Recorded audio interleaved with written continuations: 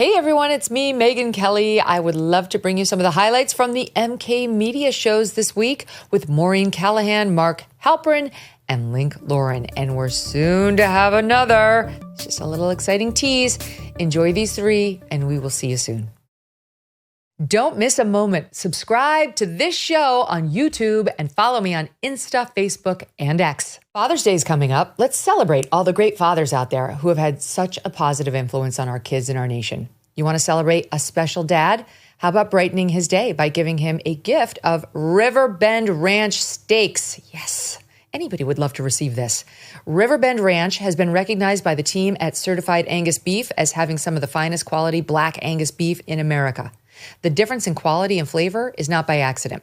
For the last 35 years, the Riverbend Ranch has been raising Black Angus cattle with a focus on flavor and tenderness, carefully sorting the genetics to produce the absolute best quality beef.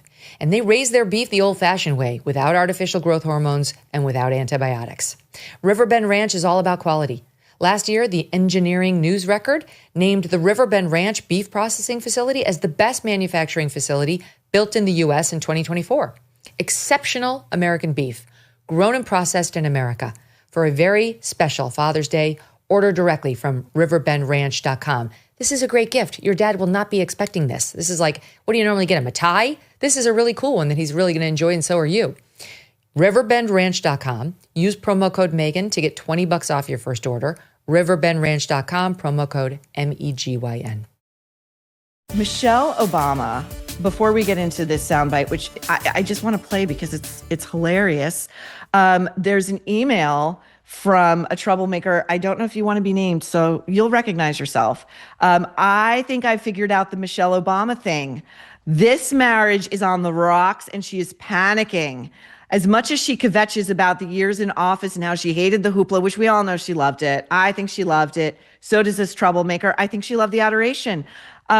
She bangs on about her annoying husband because she is well aware that it is he who is beloved. Bang on, troublemaker. And without him, she's only famous.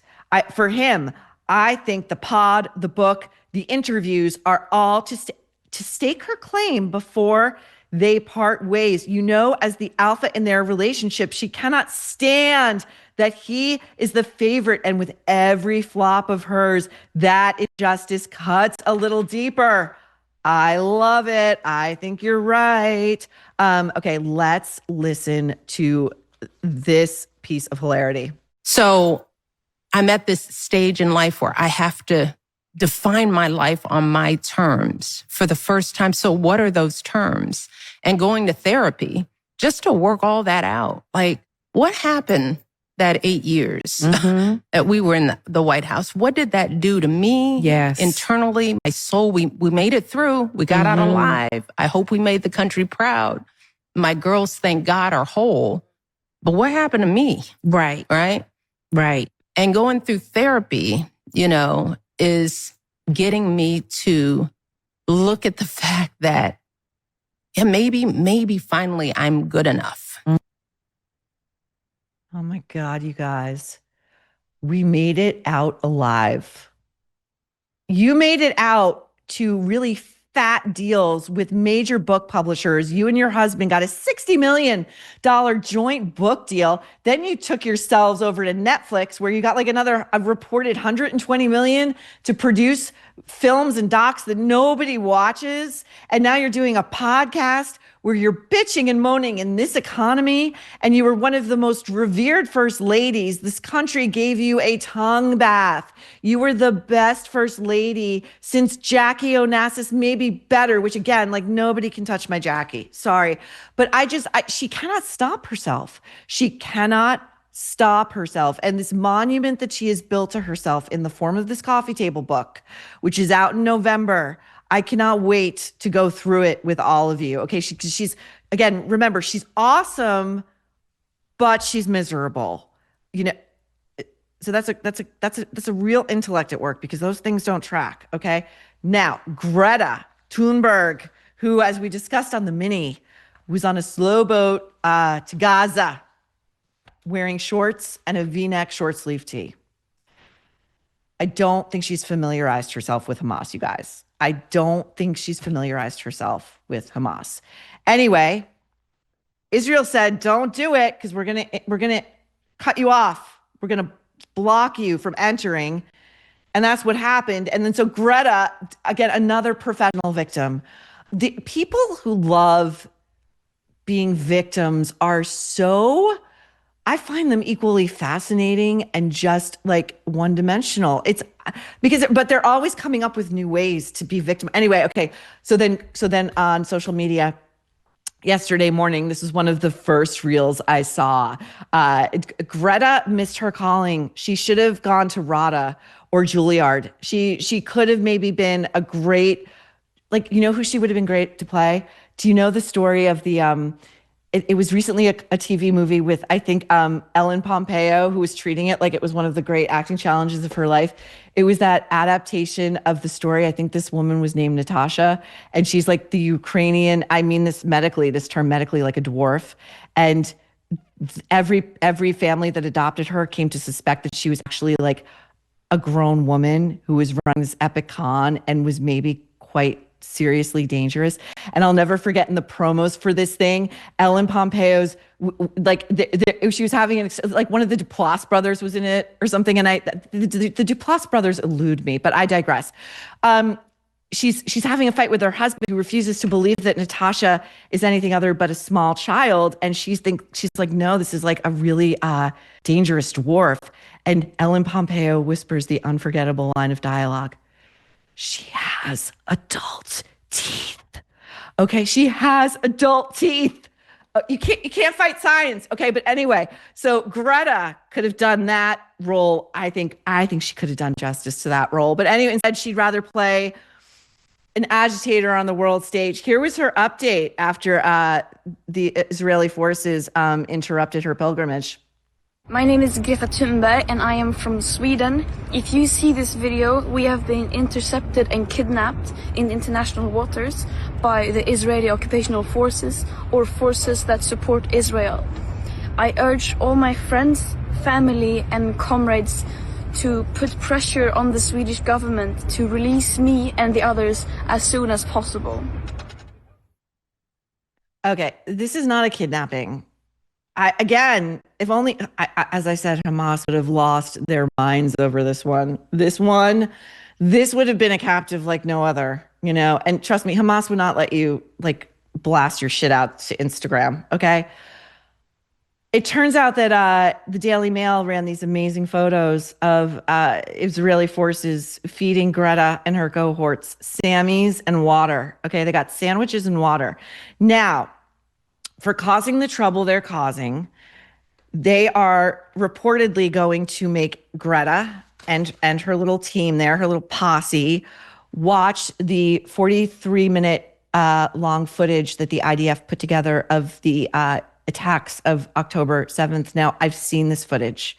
The Israeli embassy here in New York City was screening it for journalists. This footage has never been publicly released. You had to be a member of the media or you had to be a member of the government to see it. And I didn't want to see it. I had to see it.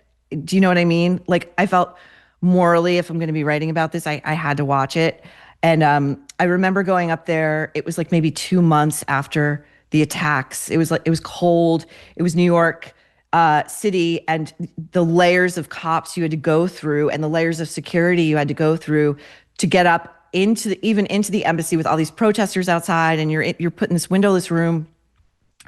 And I'm going to describe a little bit of the footage to you so you understand, because whoever put this together, whoever edited it, is a genius. And you get it puts you. So the first scenes that you see of this footage is that morning, and you see it's footage taken from inside a car. And the car is driving down like a 2-lane highway, and you, the viewer, quite literally are in the driver's seat. Okay, you don't see the driver or the passenger. You're just literally in the driver's seat, and this car is driving along. It's a regular morning where people are going to visit family members or go have brunch or go shopping or whatever they're doing, and suddenly there are these cracks in the windscreen, just cracks. like boom, and you're like, what the fuck that? And then you realize it's bullets, it's gunfire, and then you come up on these tanks and these armed men, and they're just shooting and shooting and shooting and shooting, and then you start seeing all these cars just going off the road, like in a movie, like they're just like going off the road, and then you see Hamas go and like pull these bodies out of these cars and start mutilating them. And then if I recall correctly, and I thought this was so smart, they cut to the kibbutz, the attack on the kibbutz, and the first thing you see, and they used a lot of the body cam that Hamas terrorists were wearing because they were recording this for their own perverse enjoyment. And trust me, there's something almost sexual about the ecstasy they take in this stuff. And the first thing we see is a barking dog, a dog that knows something has gone awry. Like these are not, this is danger. And I swear to God, there were people in this room from every outlet, like the most liberal outlets, and you could hear them go, oh my God, because you can do whatever you want to human beings, but you harm a dog and you're a monster. And that was so smart of whoever edited this film to show the dog first, because the dog is shot to death. And then we see them go into homes, and we see the father of these two young boys rush them in his underwear. He's only wearing like underwear, out to like a shed where Hamas follows them, and they throw a live grenade in, and the father is killed, and they go off, and the two boys come out, and they're in the kitchen, and they're in utter shock, and one of them completely realizes like their father is dead. That like it's amazing that he had the wherewithal to comprehend exactly what was happening, and it goes on and on and on and on. So I'm just going to say, Greta, this is what you deserve. Okay, you will never unsee that footage. You will never unsee the atrocities visited upon animals and people that you will see. So enjoy it, sweetheart. Okay, now on to something much lighter. It's something of another horror show. And just like that, the latest episode. Okay, I'm just going to recap briefly. Carrie's living in this like $40 million Gramercy Park house, and she's got this pastoral garden in the back, just like every New Yorker has. And she's using it to write her old-timey book that takes place in like the 1840s, because now she's like truly losing her mind, and she thinks she's like a Victorian era lady. And her lover is like not just like jerking off in a pickup somewhere in like the fields of Virginia, but I don't know, maybe he's off doing something of great import, that is causing him to be so far away from her. So she's writing, and she's wearing like her $1,200 shoes, as one does. Just like, trust me, any real writer, you're in your most comfortable clothes because you don't want to think about how you feel. You want to be able to just have your head go where it's going to go. Anyway, a mound of rats come out. And of course, so this is another, I think Sarah Jessica Parker may have it in her contract that she's got to have at least 3 squeals per episode. I think she thinks it's adorable when she squeals. It is not. It is the exact opposite. And so apparently they were real rats, I guess. I guess these were not, AI rats. I guess we're still employing, animal extras, what have you. And so, there was this theory that came up in the last episode when we talked about the premiere, where I posited that Michael Patrick King may be that type of dangerous gay man who like actually really hates women. He pretends he's an ally, but he really hates women.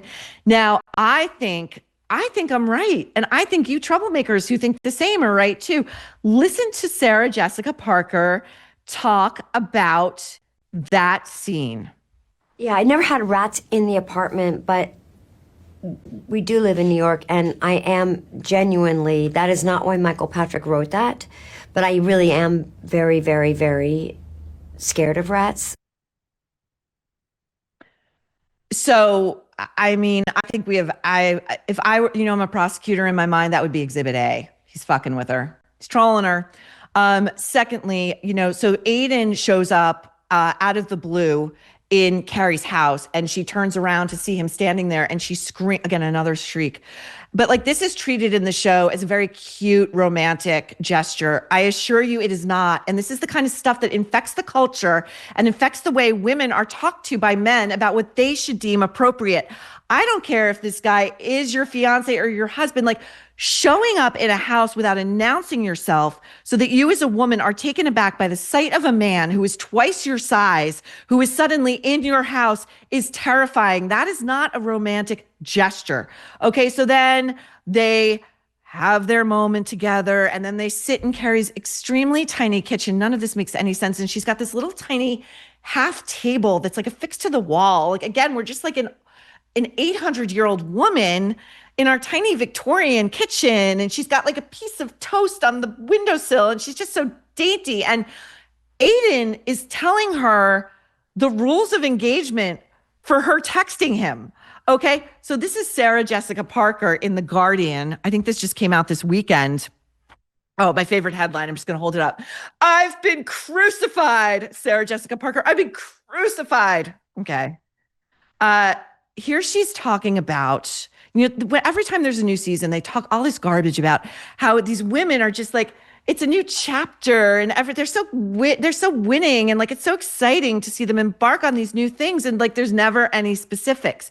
It's like Hoda Kotb. There's never any specifics because there's zero plot happening here. It's a bunch of actresses who get to dress up in $10,000 worth of clothing, shoes, and handbags, and pretend to live in these lavish apartments and be dealing with all of these men who are just falling all over their feet. It is like fantasy land for underdeveloped actresses, I think, like emotionally, psychologically stunted actresses. Okay. So this is Sarah Jessica Parker in The Guardian about why she's so excited about the relationship with Aiden.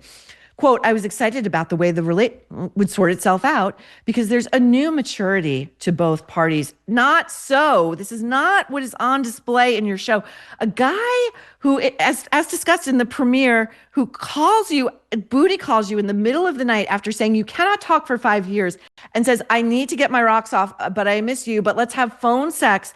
And then we see him lick his palm, jam his hands down his pants, and then tell her that he, quote unquote, I can't even get the words out, he sharted a little bit. And she's saying this is a grand romance for the ages. Okay, this is how out of touch she is. Parker says that she was, quote, shocked to discover that the character of Che Diaz was so widely reviled. And you know why she's shocked? Because she doesn't pay attention to any of the publicity surrounding this show. Sure. We are also introduced to a new word in the lexicon. Brace yourselves, you guys. Hetero pessimism. Not going to describe it. I think it's a garbage word. She also says that, so the crucifixion, I was raised Catholic, I should know better. The crucifixion of one Carrie Bradshaw. I would like to ask any of you artists out there who work in mixed materials, it's a nerve challenge. I would love for someone to come up with a Carrie Bradshaw nailed to the cross. I dare you. I know someone out there can do it. We're creating sort of a little bit of an art thing happening here. We'll clue you in later. Okay. Now, so she believes, blamed vis-a-vis Sex and the City for imparting this idea that, like, if you're young, creative, you want to have a glamorous life, just move to New York and everything's cool. And she's saying, she's not going to take the blame for that, but she really laments how it's, quote, beyond a concern, New York has become impossible for artists, whether ballet dancers, photographers, whomever. We haven't had the kind of political support in our city to really be smart and innovative about affordable housing. Okay, this is a woman who, within the past few years, put one of her 3 townhouses on the market. Okay, these townhouses in Greenwich Village are extremely covetable. They're coveted. They are rare. They are multi-million dollars, just cost of entry, $12 million. She and her husband, Matthew Broderick, have 2 side-by-side townhouses. I believe they still do. They did at one point anyway, which is really weird. And then she had a 3rd townhouse. And when I tell you what this was used for, I mean, The nerve. She used that townhouse as her closet, okay? Her closet. And then when she put it up for sale, the Robb Report ran a huge story about how she used this multi-level townhouse as her freaking closet. So she wants the taxpayers of New York City, who are already overly burdened, to figure out a way to foot the cost for young creatives to live here. I don't know, Sarah Jessica, maybe you could put up some of those like strivers, hustlers that you love in, one of your empty townhouses. Okay. Anyway, as always, very cathartic, very cathartic.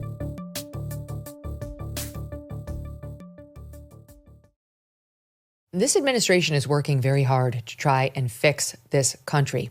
But while they're focused on fixing the country, they can't fix your personal finances. That's really up to you. And that's why thousands of Americans are turning to Birch Gold. In the past 12 months, the value of gold has risen by 30%. Think about that. How's your stock market investment doing? Has it gone up 30%? Have you made 30% on your money? And demand is strong and it's growing. While reports are that the BRICS nations are actively working to challenge the US dollar as the world's reserve currency, that's not great.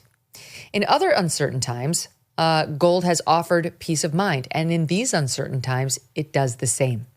Birch Gold makes it incredibly easy to convert your existing IRA or 401k into a tax-sheltered IRA backed by physical gold. Or if you prefer, you can buy gold to store in your own home safe. Just text MK to the number 989898, and Birch Gold will send you a free info kit on gold. There's no obligation, only useful information. With an A+ rating with the Better Business Bureau and tens of thousands of happy customers, take control of protecting your savings today. Text MK to the number 989898. Next up, the Democrats in 2028. Spend a lot of time talking to Democrats about what they need in a presidential candidate for the next election. Some say, well, they're going to be the favorite to win in 2028 because they think Donald Trump will be a failed president. And without Trump on the ballot, they don't think anyone, including J.D. Vance, can really be a strong candidate. And they might be right. There may be some Trump magic. Before Donald Trump, Republicans had a hard time winning presidential elections, winning the popular vote, which Trump, of course, did one of 3 times. But there's a lot of Republican advantages. And smart Democrats I talk to are concerned that there's a gap. Not only do Republicans have what appears to be, as we've talked about here before, a very strong frontrunner in J.D. Vance, but they've got some institutional advantages. And there's something special about this Trump second term as compared to most second terms. Most second term presidents, term limited, lame ducks, they don't think much about politics. They don't think much about fundraising. They don't think much about building a political machine. That's just not true of the Trump-Vance operation. They're very focused on the midterms, and they're very focused on using the leverage of the Oval Office to do the kinds of things that are institutional, that can help one side or the other, one of the two parties, win a close presidential election. After every presidential cycle, I will typically do a survey to say who's got technological superiority in the digital age, registering voters, turning out voters.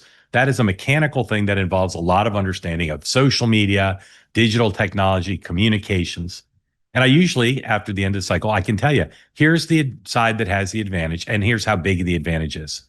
We don't know that this time. Why don't we know that? Well, the Democrats aren't talking much because of their, I belief that they're not that strong. And second, they're not talking much because there's no one to talk. You went from a Biden campaign that was behind the 8 ball because of the weakness of their candidate to a 100-day sprint from the Harris campaign. Why don't we know how strong the Republicans are? Because the people who helped build what they built, James Blair, who was the political director, now works in the White House, people like Charlie Kirk, outside groups that worked under the law with the Trump Vance operation to build the kind of data-driven operation needed in this age, they're not bragging.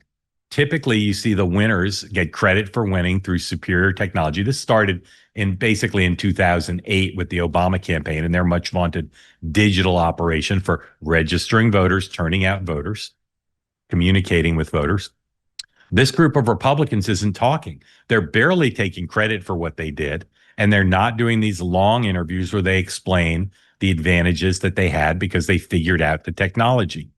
I think the Republicans have an advantage here based on everything I know, but there's not a lot of meat on that bone to explain it. The challenge for the Democrats is the Trump-Vance political operation is up and running. They're fundraising. They're building on their technological experiences. They're registering voters. You see that in some of the states where data is available.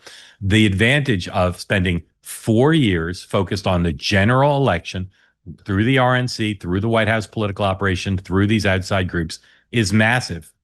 Because what's happening on the Democratic side, there's about 30 people mentioned as candidates. None of them are very active. Some of them will do podcasts and TV, but no one's out there fundraising into a super PAC or building a massive operation. This is the stuff that in a close election makes a difference. And in our system, as you know, in recent history, we've had a lot of close elections. We haven't had landslides.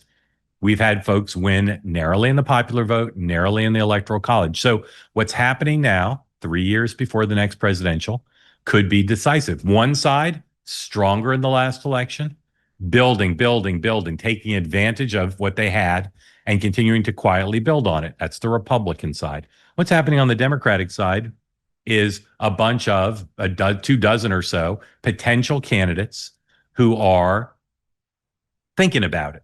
And they're thinking about building things up, but they're thinking about building things up for themselves in terms of technology and donors and hiring the best technological wizards against other Democrats, because winning that nomination in 2024 and 2028 is going to be tough. It's going to be competitive. There is no front runner, and I doubt there will be for a long time because we don't have an incumbent. Even if Kamala Harris runs, no one sees her as clearing the field or becoming this titanic front runner if she does run. So historically, I've been looking at the question, talking to Democrats, what could be done? How could Democrats try to cut the technology gap, the voter registration gap, the fundraising gap now before they have a candidate? Because chances are there won't be a clear nominee at the earliest until 2028 in the winter, in January, February, depending on when their primaries and caucuses are. That's a long time to wait. That's a long time to not have a front runner who can start building a general election operation. We know even if the Republicans don't nominate J.D. Vance, there's going to be an operation on the Republican side. So look at history and say, well, where could this come from? Could come from outside groups. But it's hard for outside groups to lead. Most of the outside groups the Democrats have started to build now with millions or tens of millions from donors are focusing on messaging. They're doing focus groups. They're doing studies. They're writing papers. How do we speak particularly to working class voters, Hispanic voters, young voters, Black voters? That's not the process, the technical process of trying to close the technology gap in a way that can actually deliver votes. When did this happen? When have Democrats out of power figured this out? You have to go back to 1991. Now, the comparable year in this cycle would be 25. So they've got, or 27 rather. So they have time if they want to replicate the model, but they've got a problem. The Democratic chairman of the National Committee in the cycle that ended in 89, went through Bill Clinton's election in 92, was a guy named Ron Brown. Okay. Ron Brown was a titan. Ron Brown figured out how to build a national party apparatus so that whoever the nominee was could win. Because Ron Brown saw that in terms of fundraising and voter registration and focusing on the battleground states, the Democrats were way behind the Republicans. At that point, they'd lost to Reagan twice, to Bush 41 once. They didn't seem to have a way to win. There was what was called a electoral college lock. Back then, you younger people won't know, Republicans won New Jersey, California, all the Midwestern battleground states. Democrats didn't see a way to win. So what Ron Brown and a guy named Paul Tully, who worked for him at the Democratic National Committee, today's your history lesson, what they did was they said, what can we build that whoever our nominee is for president in coming up in a year can inherit, can just turnkey operation so we can raise the money, target the battleground states. How did Ron Brown and Paul Tully do this? I wrote about this in my book that I wrote called How to Beat Trump, based on interviews with a lot of Democratic strategists. This was back in 2019, where they said, Democrats said to me, we got to figure out how to beat Trump because we lost to him in 2016. We got to figure out a way to do it. So I interviewed a lot of Democrats, and many of them pointed to this extraordinary event that occurred in Virginia in June of 1991. There was a woman named Pamela Harriman. She had an incredible life. She was married, amongst others, to Winston Churchill. She was the big donor of the Democratic Party. She was like the Elon Musk of her time. And Pamela Harriman had a big estate in Virginia. And Ron Brown and Paul Tully said, we need to build something. And so what they built was a meeting where they invited all the people who might run for president, all the top fundraisers, and they had them to a meeting. And they said, here's the deal. If we do nothing and everybody fights on their own to build what they're going to build, we'll never beat Bush. We'll never beat the incumbent Republican because nobody will have time to build a sufficiently large thing. So what we need is for all of you to work with us together. Help us build it. Get your donors to give to the DNC. You support the DNC, knowing that unless you win the lottery and you're the nominee, you're not going to benefit from this. But knowing that if you don't contribute and you're the nominee, we'll never have a chance. So they had a big meeting over a couple days. They laid out the case of how they could use the money and the political support to build the kind of infrastructure that could win a presidential campaign. And then the press was quite interested in this because you had all the leading candidates there, including Bill Clinton. Ron Brown came out and he spoke to the media after the meeting, and he explained to some extent what they were doing. Please roll B2. We have had an extraordinary meeting, a historic meeting for the Democratic Party, where there was absolute consensus that we're on the right track and getting ready for the 1992 general election campaign early on. It is clear to us that George Bush is very vulnerable in 1992 because this administration has absolutely no domestic agenda. It is not speaking to the needs and aspirations and goals of average, everyday working men and women and working families in our nation. We've developed a strategy, a preliminary strategy for the 1992 general election campaign. The essence of it is to have our party leaders and our prospective candidates and our national party working together as a team. That guy, I think, is the greatest chairman, at least in the history of the Democratic Party. He had experience across the party, relationships across the party. And you heard him there say, well before the general election, we've got a plan, and we're going to build this plan with the help of everybody, and we'll be ready. And we'll hand this off to the nominee. So as I said, amongst the people who were there were Bill Clinton. And Bill Clinton and his folks, at that point, Bill Clinton was not an announced candidate. Wasn't sure necessarily he would even run, but he came to the meeting and his folks got the joke that if they supported this effort and he won the nomination, he would inherit an unprecedented good operation that would help register voters and turn out voters. Here's Bill Clinton. Again, this is from June of 91 at the same event after the meeting. This is B3, please. I will say this. I believe that the research confirms what any workaday politician would find who went out and just talked to real people, that they have real problems, real concerns. They don't think they're being addressed at the national level. And if we can come up with a message that brings people together around these concerns, then the Democrats have a chance to win in 92. All right. That guy, a political stud. He might have won without the help from the DNC. But if you ask people who worked in the Clinton campaign, how much did you benefit beating George Bush and Ross Perot because of the groundwork laid by the Democratic Party? They will tell you quite a bit. Otherwise, they would have had to win the nomination, which, as you know, Bill Clinton struggled to do because of his personal problems on the draft and Jennifer Flowers and other issues. Big benefit. Okay. So I look now every day. I look and talk to my sources, look in the press. What are the Democrats doing to build something like that? Because there's no doubt in my mind that they're at a disadvantage today because of what the Trump-Vance operation built in 2024 and what they continue to aggressively build. They are registering voters today in the battleground states. So one place to look would be the DNC, the current Democratic Party. Ken Martin is the chair of the Democratic Party now. He is not Ron Brown. I say that with respect to Mr. Martin. Ron Brown had national experience with labor unions, with business. He became, after Bill Clinton won, he became Commerce Secretary, tragically killed in a plane accident. Ken Martin was the chair of the Minnesota Party. Nice guy, but not building anything. And in fact, over the weekend, it was reported by Politico that instead of focusing on building the party and being confident that he can create something to hand off to his presidential nominee, there was a meeting of Democratic officials, and Ken Martin talked about this guy, David Hogg. David Hogg is the vice chair of the DNC, and he has created a massive controversy by saying that he's going to raise money from an outside super PAC to try to beat Democratic incumbents. It's kind of like the opposite of what you're supposed to do if you're the vice chair of your party. But he's doing that, and it's caused, obviously, a bunch of controversy. There are people who say, no, you cannot be DNC vice chair if you're going to try to beat Democratic incumbent candidates. There are some who say, great, the party needs something that shakes things up. In any event, here is Ken Martin in a secretly recorded Zoom session with David Hogg and others lamenting what's happened to his chairmanship of the DNC because he's dealing with this David Hogg controversy. This is B1, please. I'm just quite frustrated to be in this position because what you've done, whether you like it or not, or know it or not, David, is no one knows who the hell I am, right?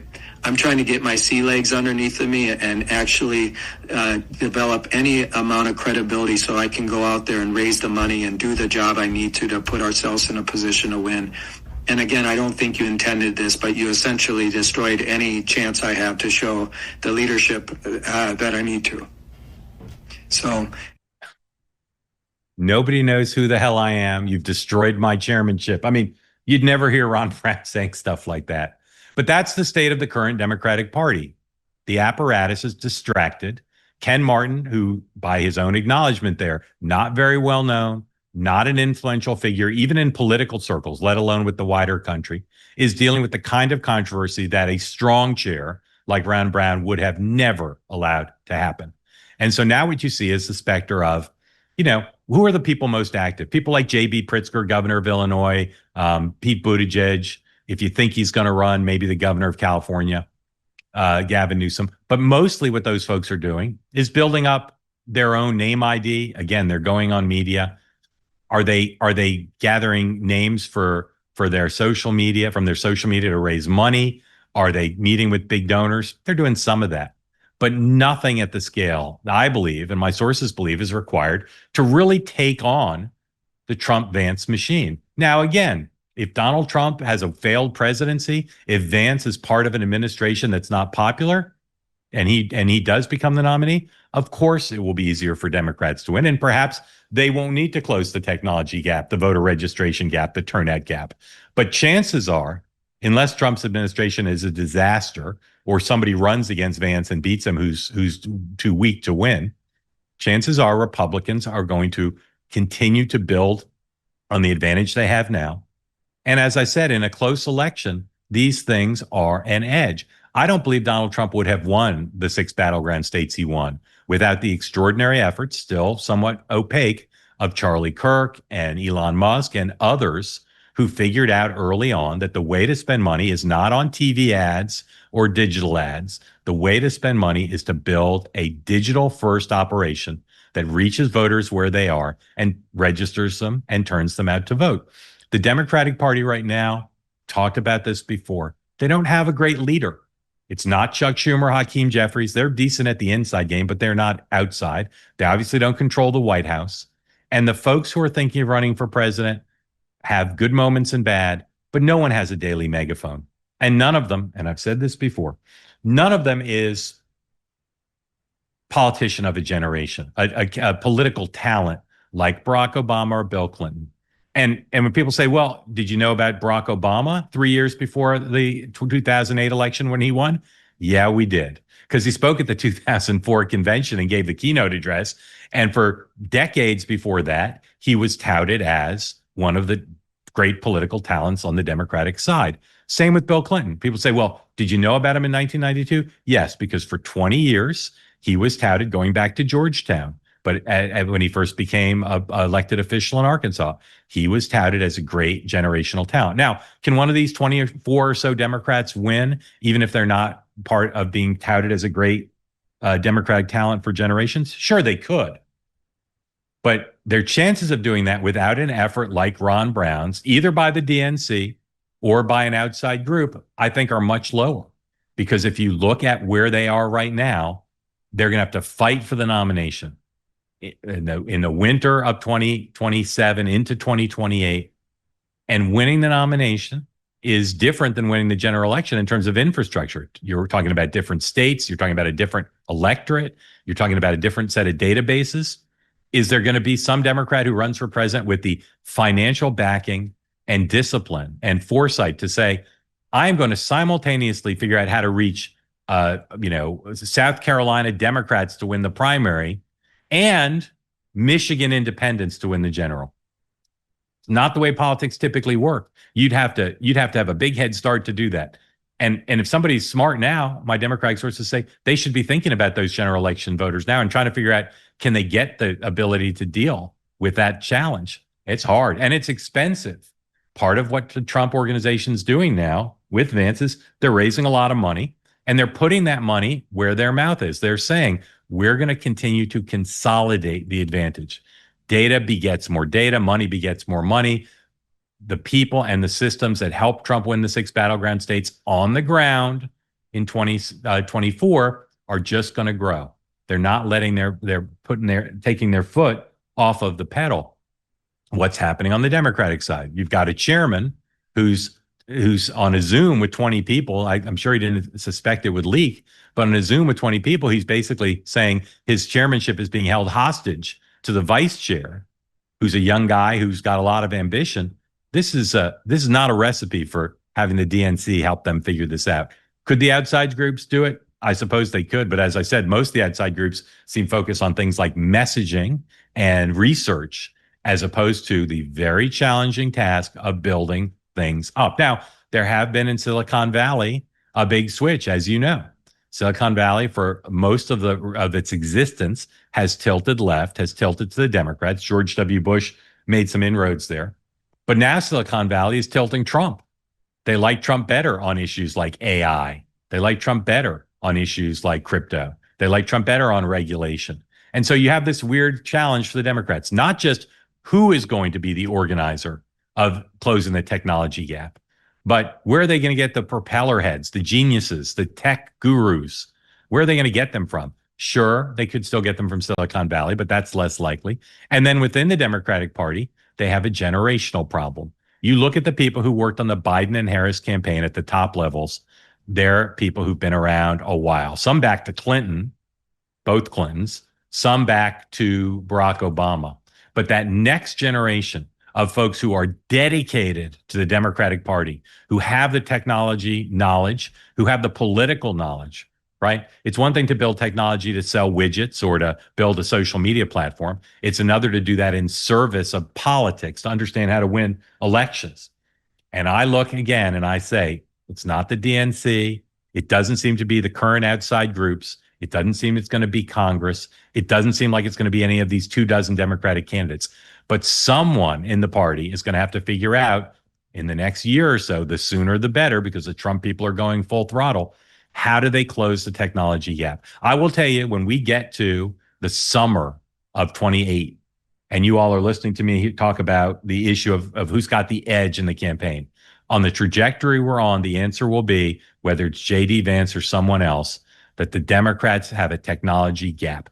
It's like any gap in, between competitors. The sooner you start trying to close it, the more likely you will be to be able to close it. And I will tell you, if you're a Democrat and you care about winning the 2028 election, you better get to figuring out who's closing the gap, where's the money coming from, who are the geniuses, and how do you do it in a way that all the presidential candidates buy into it, the way Ron Brown got everybody to buy into it in 1991. It's a big order. It's a tall challenge, but it's one that if Democrats don't meet, I can tell you their chances of winning in 2028 go down, maybe substantially. And the problem right now is I don't see the person or people or organization who are going to get together and make this happen. Now, I could not be more excited to bring in this next guest. We're kind of brothers in Maha, except that we've never met before. I can't wait to bring in actor and Wildwood Studio founder Zachary Levi. You might know him from the show Chuck. You might know him from the Shazam movies. They were huge hits. They made hundreds of millions of dollars. I personally haven't seen them, but I know a ton of you love them. He was also on Megyn Kelly Show a few months ago. Without further ado, let's bring in Zachary Levi. Hey, Link. Good morning. Hey, how are you doing? I can't believe we haven't met because I worked on the Kennedy campaign and I remember you were going to host a boat cruise fundraiser. Do you remember this? You were going to do a boat fundraiser? I do. Yeah.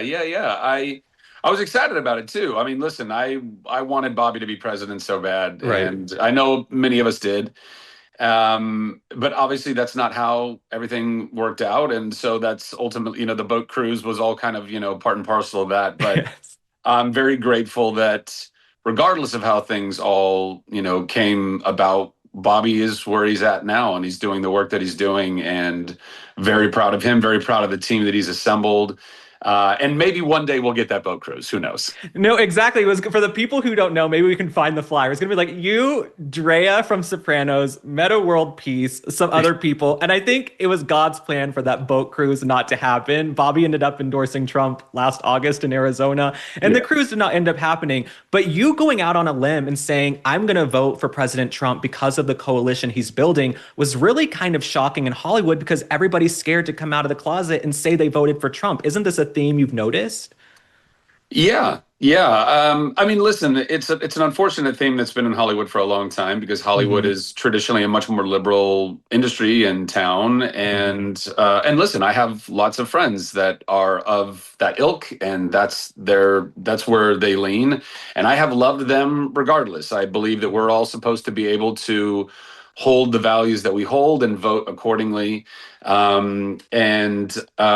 So yeah, it definitely was a pretty massive coming out party, as it were, a political coming out party. But to me, the stakes could not have been higher. We had, unfortunately, every single election we're left with two options, and oftentimes of those two options, you're having to eat the chicken and spit out the bones. You're having to look at a candidate and say, like, okay, which one of these two candidates, even though I might have issues with either or both of them, which one of them still represents or is at least, talking about implementing policies that are most in line with what I believe are necessary for where we're at as a country. And in this moment, particularly when it came to things like our borders, things that we're still, even now with, with what's going on with ICE and in Los Angeles, which is absolute friggin' chaos. And I know we want to talk about that too. That is an existential threat to our democracy, to our freedom, to our jobs, to everything else. And I do think that, it comes down to triage. It's one of the things that I learned early as a child. I think it was like in elementary school, and we had some, EMT or somebody come to school, and they would tell you about triage. It's like, hey, if there's an accident, you got to find the people that are, there's going to be people that are just a little bit injured, and there's people that are moderately injured, and there's people that are really injured, and you got to focus on the big injuries and then work your way down. And so when it came to the policies that both candidates were talking about, or, I don't know that Kamala was even really talking about a lot of policies, that, most of what the Democratic platform was based on was just hating Trump, which in and of itself, I was like, hey, give me something of substance so I know what it is that you want to do or that you want to implement. And I don't think most of us got that. And I've made it very clear that, I didn't vote for Trump the first two times he ran. In fact, I voted third party both those times because I was very disheartened with the options that we had. But I do believe that, a few things happened. The miracle in Butler, Trump moving his head just ever so slightly and avoiding getting assassinated, which is insane. And I think in that moment, there was a humility that he experienced that he had yet to that point in his life ever experienced. And that's an important thing, particularly for somebody like him, and particularly for someone who's going to be the president of the United States. And when that happened, we know now, obviously, Callie Means was a huge part of connecting those two, Bobby and Trump. The Democrats were doing everything they could to make sure that Bobby had no chance of ever getting anywhere in that election, which was also criminal. The fact that they didn't hold a primary was criminal. And so for Bobby and Trump to connect, for them to really see that, hey, listen, a coalition could be very powerful, could really help all the movements, MAGA, Maha, all of it. And again, as you said, we were very much in the Maha camp. And, and I care about that. We care about that. Like, to me, that's one of the biggest parts of the triage. Yes, we can talk about lots of different groups or, groupings of people that had issue with this or that, but it affected, let's say, that group of people. our health and wellness is everybody. How our food is being grown and processed and delivered to us, how the pharmaceutical industries are completely out of control. This is affecting every single American. It's not just this little group or that little group. It's everybody. And it's our children and it's our children's children. I mean, this is genetics. So I was like, this is a no-brainer to me. And so ultimately, I became friends with Tulsi Gabbard, who's a wonderful human being. And Tulsi, I was explaining, listen, I love what you're doing. I love what Bobby's doing. I think that if you guys are really genuinely doing what you need to do to vet Donald Trump and make sure that he means what he says, because I didn't know Donald Trump, and they did. And I asked both Bobby and Tulsi when they asked me to go and moderate their town hall leading up to the election. I said, I need you to tell me, beyond a shadow of a doubt, that this isn't just some political play. This isn't just some, whatever, but you believe with everything in you that he means what he says, that we're going to actually get some effective change and good positive change. And that he's a man of his word in that regard.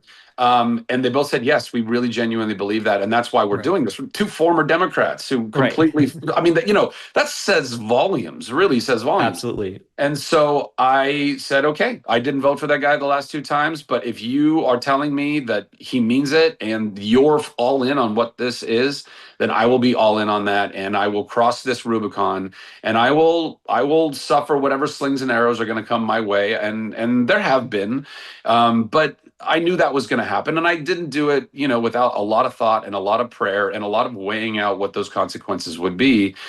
And, I've always been very disheartened with my industry anyway. I think that it's been broken for a really, really, really long time.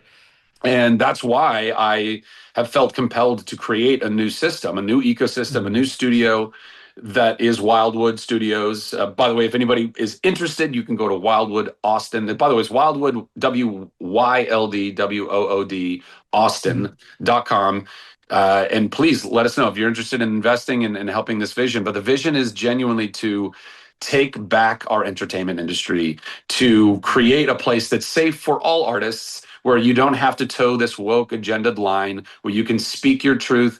And whatever that truth is, this isn't a conservative studio.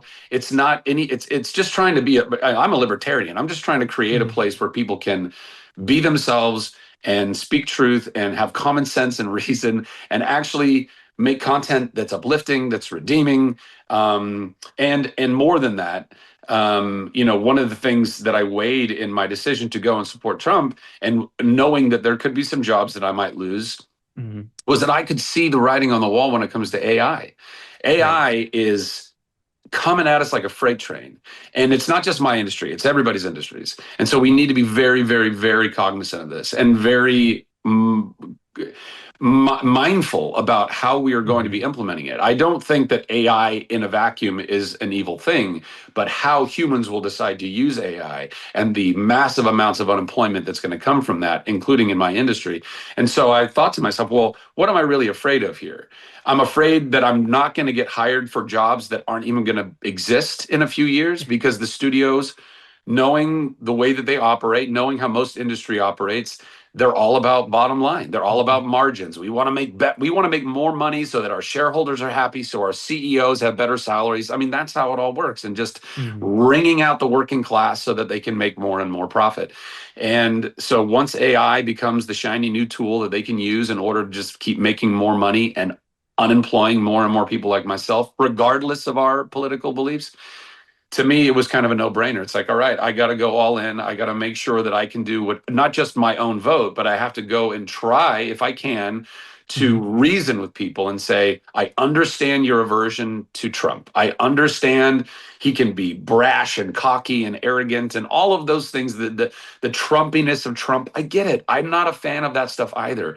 But the guy, at the very least, he's not a career politician. He's a wild card. He's somebody that isn't captured because he hasn't been in that system like a Joe Biden had for 50 plus years and like Kamala had been.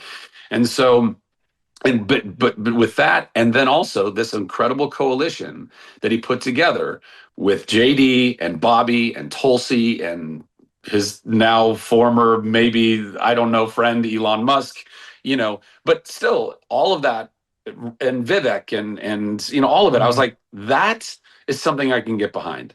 But the Democratic Party was not offering anything close to that. So I had to go fight for it. No, absolutely. I think what happened in this election was people said, we're tired of being put in silos of Democrat, Republican, Independent.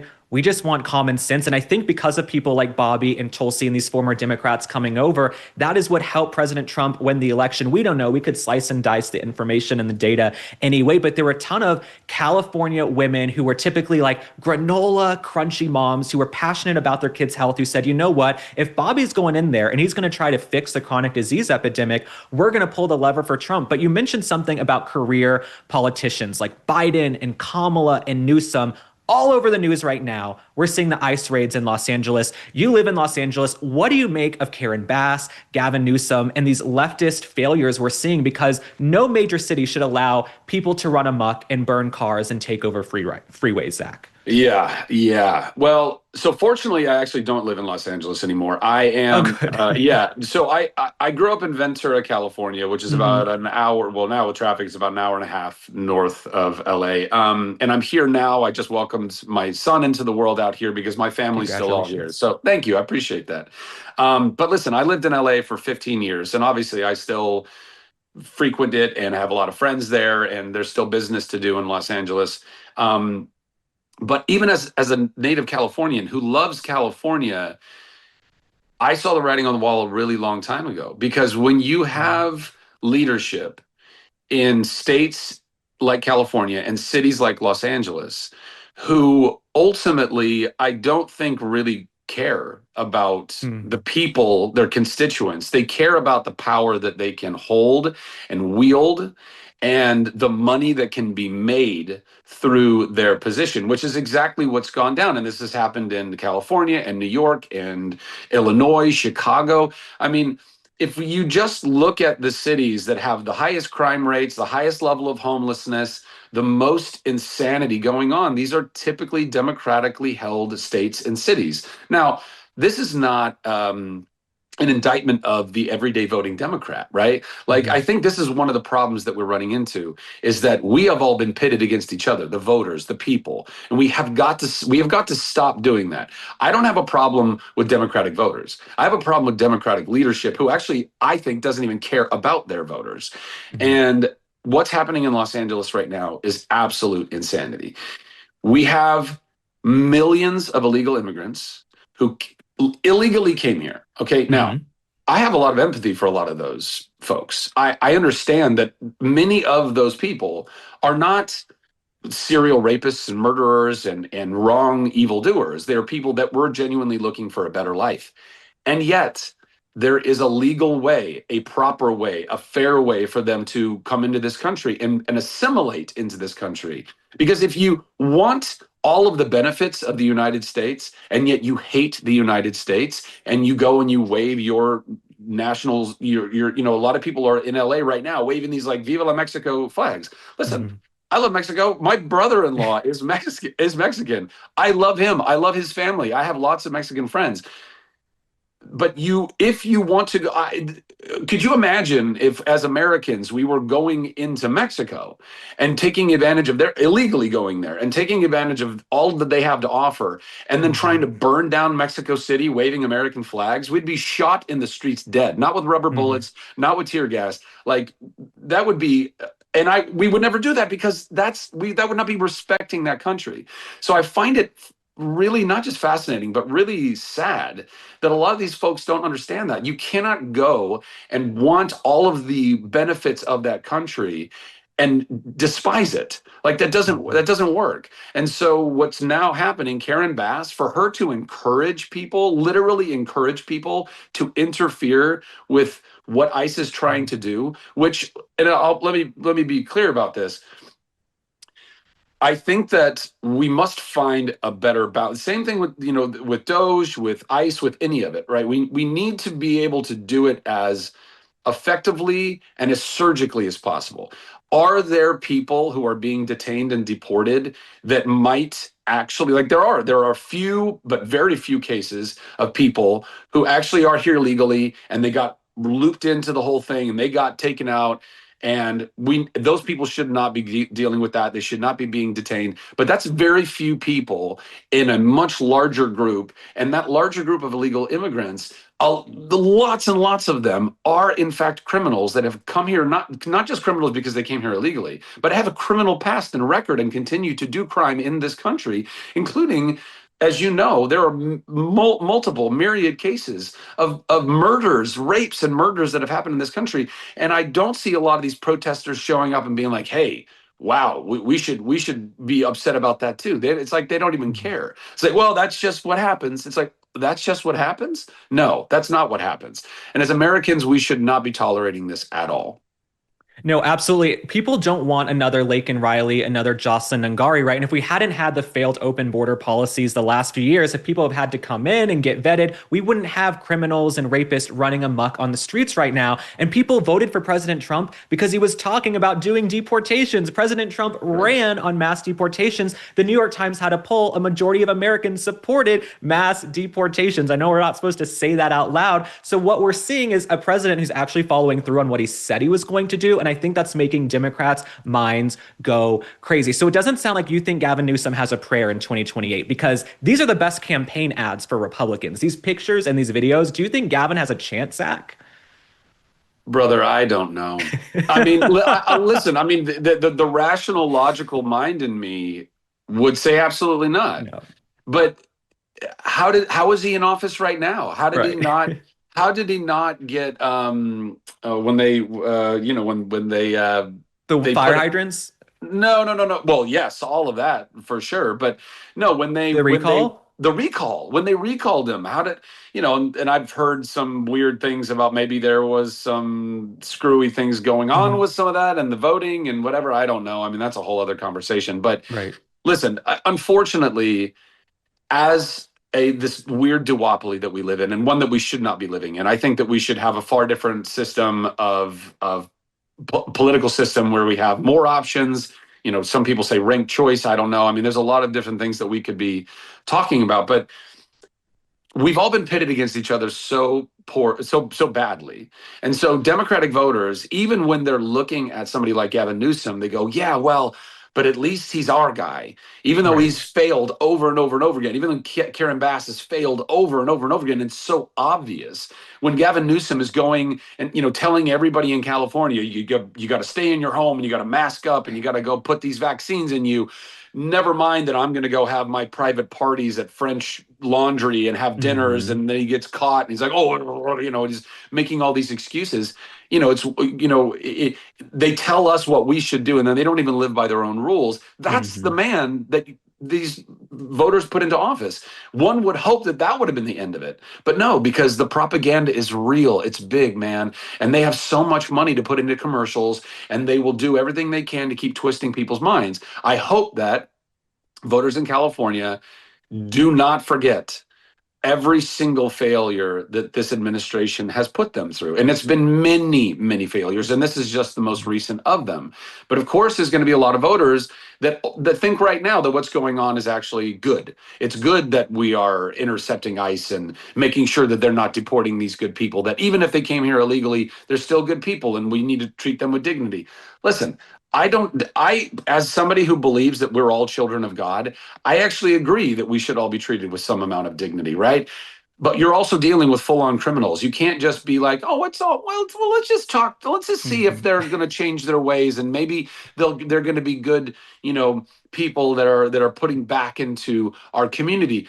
You can't reason with people like that on that level. But I will also say, even if this wasn't a matter of actual criminals and murderers and rapists and all that stuff, one of the most insidious things that has gone on is we have actual American citizens in places like Western North Carolina, for example, that were devastated. People in Lahaina, Hawaii, devastated.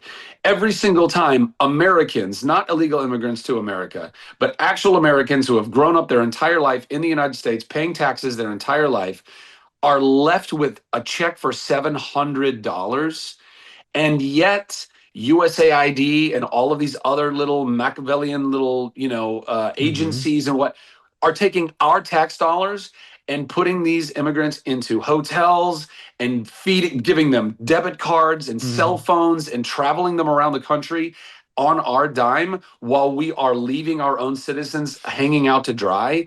That is insanity. So these are the things that we have to remember when it comes to when we're doing these Doge cuts and these USAID cuts. And when we're also trying to ask ourselves, well, how does this work with illegal immigration? Like, that can't be the way. We have got to take care of, we must. And if you were to ask any Democratic voter, if you were to just, bring it down to the most localized level and say, okay, let me ask you a question.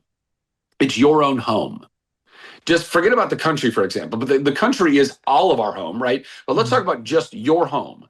Would you want anyone, particularly people that have a criminal record, to just have carte blanche access to your home, to just be able to move in whenever they want? Of course, they would say, absolutely not. I don't want that. Well, now just expand that out, because that's what's going on. If you don't treat this country as if it's just a larger version of what you are trying to protect in your own life, then really what you're saying is, well, it's good for thee, but not for me. I've seen these like kind of viral comedy videos where people go knocking on doors and they go, hey, we have a petition for, these illegal immigrants and they want to be able to be in our country. And they go, oh yeah, I'll sign that. They go, great. Well, we got 10 of them right here. Can they move in? And they go, no, we can't. And they don't know what to do because they're more than willing to pass the buck. If you're not willing to do it yourself, then don't expect everyone else in this country to be footing the bill for that. That's just not acceptable. Well, that's what was happening with Kilmar Abrego Garcia. All these Democrats, and especially Senator Chris Van Hollen, we have to bring him back. What's happening is wrong. We have to keep these criminal MS-13 gang members on the street. Mark my words, all of these elite Democrats sitting around in their fancy homes, they do not want MS-13 moving in next door. They wouldn't want their apartment complex being taken over by illegal migrants, but it's the rules for thee, not for me. They want to sit in their ivory towers and preach and proselytize to all of us how we should live and what we should be okay with. And Americans have said enough. So everything you have said, Zach, is music to our ears and what we talk about all the time. I was thinking, is Gavin Newsom at French Laundry last night because nobody was hearing from him or seeing him, and he's pretty much MIA, missing in action, Zach. But we could not be more grateful to have you. We will not keep you any longer. I couldn't be more excited for Wildwood Studios also because I'm from Dallas. I love seeing Dr. Phil come into Texas and so many people building complexes. Maybe you guys should connect. Are there any stories or movies that you're building now, or any stories you want to tell with Wildwood Studios that you can sort of give us a precursor to, or where are we going with this? I mean, man, it's so many. I mean, the reality is we'll have stories forever, right? There are so many great ideas. There's so many scripts that I read and projects that I am a part of currently and developing for future. But the most important thing is that we must build the arc. And that's really what this is. I have to build a place that is safeguarding human art and entertainment, certified organic, free range artists. That's what's this about. Because we could keep developing more stories. That's not a problem. But if we don't actually have the place to hold the line, then those jobs are all gone, right? So I could talk for hours about some, new movies or TV shows or video games or music, things that I have a passion about creating. But I would say that, the through line for all of it is just making sure that it's all stuff that's actually entertaining, that's actually excellent. The vast majority of the leadership in Hollywood for far too long has not only not valued the artists, right? And that's very obvious because they love to screw with the creative process and take a lion's share of the money and then leave whatever is left over for the rest of the cast and the crew. But also, the vast majority of the leadership in Hollywood hasn't cared about excellence, which means they don't care about the audience. If they really cared about the audience, then they would have processes where they really refine these movies, first through the writing process, then through the shooting process, and then through the editing process. But instead, what they do is they say, well, we're targeting to release this movie, whatever, big movie X, a Star Wars movie. They go, we know we're going to release this in October of this year. And then they go, well, we must release it then. So that means regardless of what form it's in, we have to release it at that point. and we'll fix it in post. We'll market it really well. And by the way, and it's Star Wars, so the IP is so strong that people will watch it anyway. Well, then you have a lot of Star Wars fans, myself included, who want to go to these movies and want to love the movies, but then you see them and you go, what happened? What happened between now and then that they didn't understand even who their audience is, that this is what's come out of it, right?